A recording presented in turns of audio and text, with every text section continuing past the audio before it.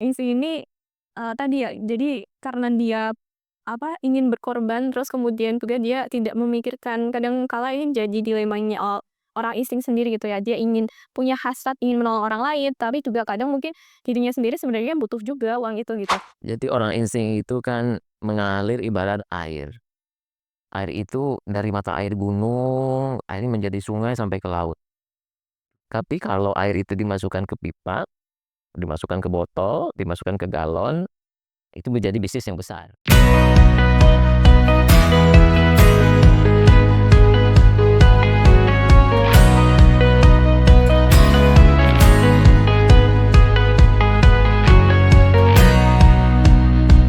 Halo teman-teman semuanya, selamat datang di podcast Steven Genetik Indonesia. Bersama dengan Steven, temukan versi terbaikmu.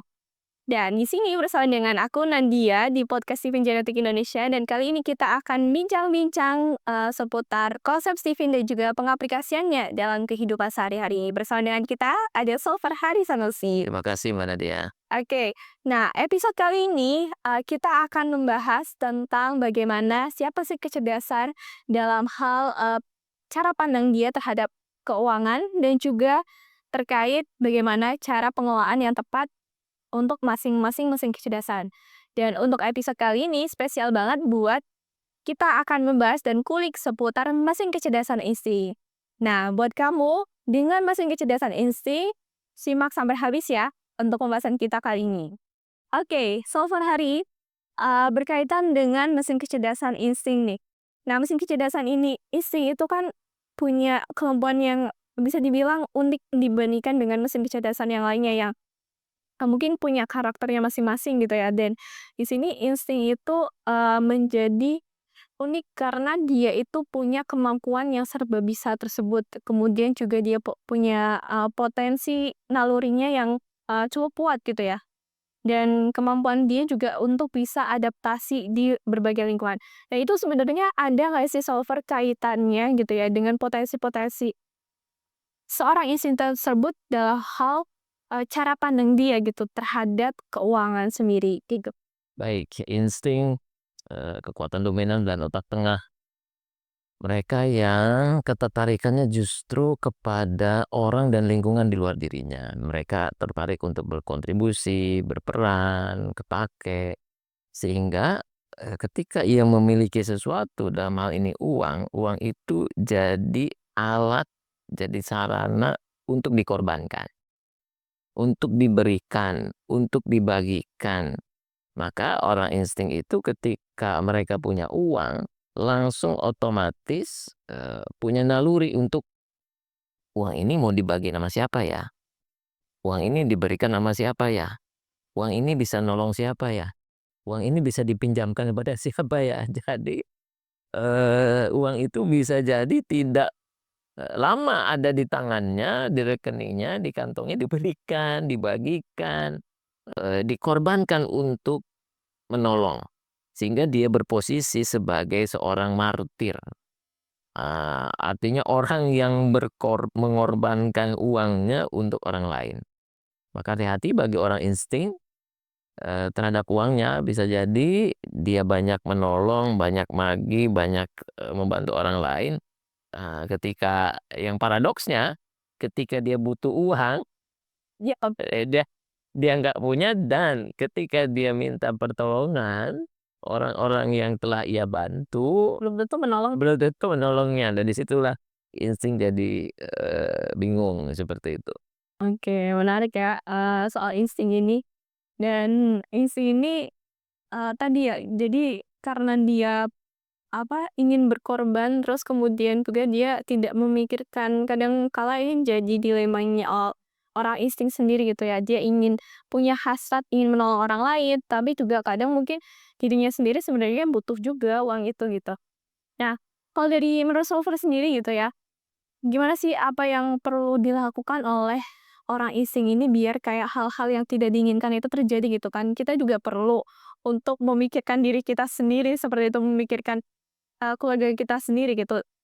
Jadi jangan sampai juga nanti jadi pada akhirnya jadi seperti lilin yang terbakar gitu ya, menerangi yang lainnya tapi diri sendirinya terbakar, seperti itu. Jadi orang insting itu kan mengalir ibarat air. Air itu dari mata air gunung, airnya menjadi sungai sampai ke laut. Tapi kalau air itu dimasukkan ke pipa, dimasukkan ke botol, dimasukkan ke galon, itu menjadi bisnis yang besar. Bisnis air yang besar. Nah, insting itu, keinginannya untuk menjadi martir, nolong orang, berkorban untuk orang, berdonasi untuk orang, berbagi untuk orang, itu hal yang oke. Coba bayangkan kalau donasinya, keinginan dia berbagi, dia buatkan, kalau air ada galonnya, dia buatkan NGO-nya. Dia ngalir uangnya ke situ dan dia ajak orang lain untuk ke situ. Itu misalnya jadi besar. Atau dia punya bisnis yang dengan bisnis ini punya manfaat kepada banyak orang. Ya iya, misalkan dia senang nolongin orang ngasih beras. Gimana kalau sebagian dia alirkan untuk berbisnis beras, jual beli beras. Yang dari beras itu ketika bisnisnya besar, ketika dia berdonasi beras, berasnya bisa diambil dari situ.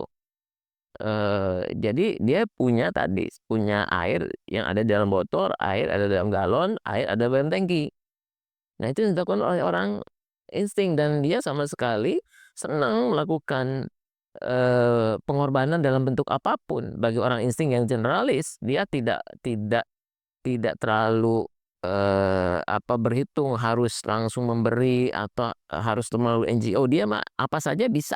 Yang penting keinginannya memberi, keinginannya berbagi, keinginannya untuk, menolong orang lain tersalurkan. Itu inti dari karakter insting.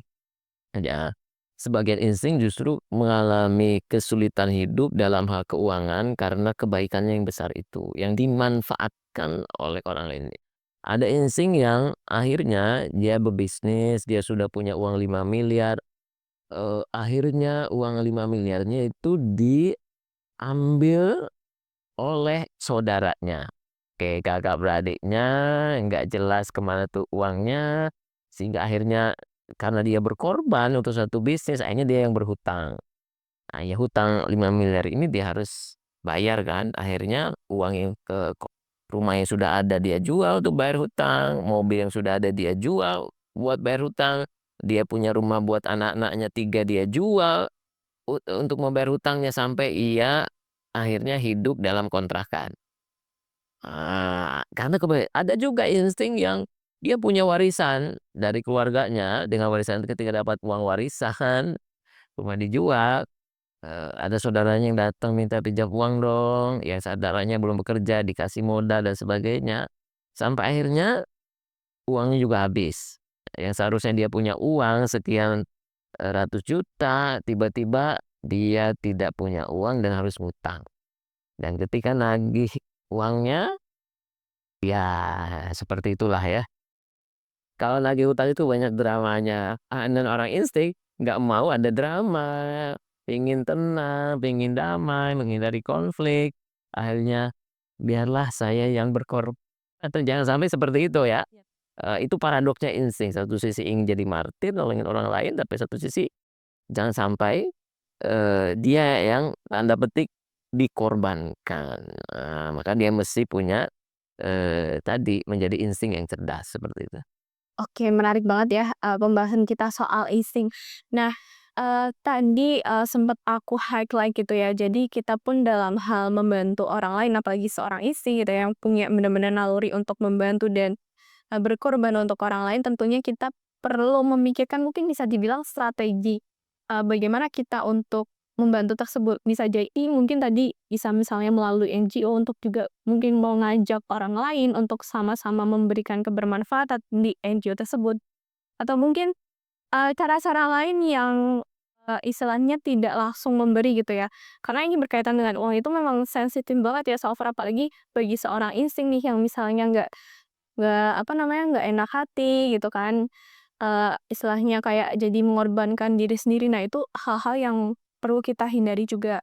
Dan mungkin, dalam hal misalnya memberi itu kan nggak hanya kita langsung memberikan saja gitu, istilahnya dalam hal ketika orang meminta pertolongan, kita memberikan pertolongan itu langsung gitu, misalnya apalagi dalam bentuk harta kayak gitu. Kita juga bisa dalam hal menolong itu misalnya, mungkin bisa kita melatih orang tersebut gitu ya, solver untuk juga dia bisa mandiri menghasilkan uang sendiri seperti itu. Ya mungkin mengajarinya bagaimana cara menghasilkan uang, itu kan juga bagian dari dia membantu gitu Iya, ya. betul. Dan, itu mungkin bisa menjadi salah satu tips juga ya buat para insting di luar sana gitu ya, yang, untuk berpikiran ataupun mindset-nya bisa dirubah gitu ya, istilahnya membantu itu nggak mesti harus mengorbankan diri kita sendiri kayak gitu. Dan terakhir mungkin solver, menurut solver gitu ya, apa sih, tips and tricks gitu ya, kepada insting di luar sana gitu ya. Mungkin dalam hal pengelolaan keuangannya kayak gitu biar lebih sehat lagi seperti itu dan juga dia mampu untuk benar-benar mengelola keuangannya dengan baik dan dia juga bisa tadi, naluri istilahnya hasratnya dia untuk menolong bisa terpenuhi, tapi di sisi lain dia juga bisa, istilahnya sehat juga dari segi keuangan nih. Ya, Mbak Nadia, Indonesia itu setiap tahun menjadi negara filantropis terbesar di dunia. Artinya, begitu banyak orang Indonesia yang senang mengeluarkan uangnya untuk membantu orang lain, untuk menolong kebutuhan orang lain. Nah, seorang insting punya kemampuan menjadi penggerak filantropis. Artinya dia dengan kemampuan, tabiat terhadap uangnya yang menjadi martir, menolong orang lain, justru dia menemukan lingkungan yang tepat di Indonesia ini. Maka kan banyak kasus-kasus orang Indonesia nolong orang lain jadi viral karena disalahgunakan, kan gitu. Nah, orang insting adalah orang yang, berkorban bahkan dirinya gitu, dia korbankan untuk menolong orang lain dan itu keren banget. Tinggal, bagaimana dia melakukan itu tadi, dengan cara-cara yang, tepat, cara yang cerdas, itu yang mesti dilakukan oleh seorang insting karena, dia punya kekuatan untuk berkorban, untuk kebahagiaan orang-orang di, sekelilingnya. Jadi, juga bagi insting, jangan khawatir kalau Anda pernah dikecewakan, Anda bantu orang lain dan ternyata orang lain tidak membantu Anda menolong orang lain ternyata orang tidak menolong Anda secara finansial, jangan khawatir. Anda tinggal punya, cara yang cerdas untuk, mengambil semua, insight, semua pelajaran dari hal itu, untuk menjadi insting yang cerdas dalam hal, keuangan, seperti itu. Oke, menarik banget ya pembahasan kita kali ini seputar mesin kecerdasan insting dan bagaimana sih tadi kita sempat bahas juga bagaimana cara pandang insting ini terhadap keuangan dan bagaimana kaitannya tadi dengan potensinya juga. Nah, buat teman-teman semuanya, pembahasan kita terakhir ini soal cara pandang setiap mesin kecerdasan dan juga cara pengaturan keuangan tiap mesin kecerdasan ini Eee, cukup sampai di sini untuk insting dan tapi, kita juga membuka peluang buat teman-teman semuanya yang ingin bertanya lebih jauh, terkait konsep Steven dan juga pengaplikasiannya dalam kehidupan sehari-hari, bisa langsung aja dituliskan di kolom, komentar dan insyaallah nanti kita akan bahas di episode-episode berikutnya.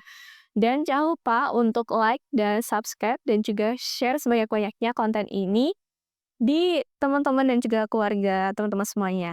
Dan sampai jumpa di lain kesempatan. Terima kasih.